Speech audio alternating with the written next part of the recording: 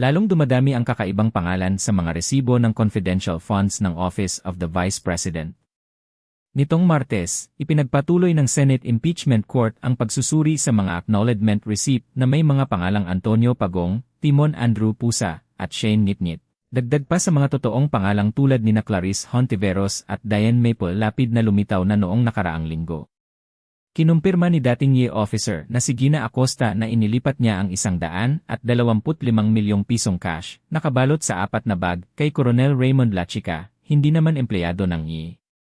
Sinita siya ni Senador Panfilo Lacson, kailangan ng opisyal na resibo na may tunay na pangalan.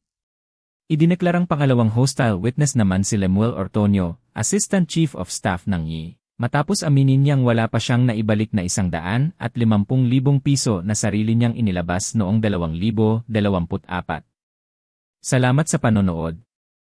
Like, subscribe, at i-enable ang notifications para sa latest news araw-araw.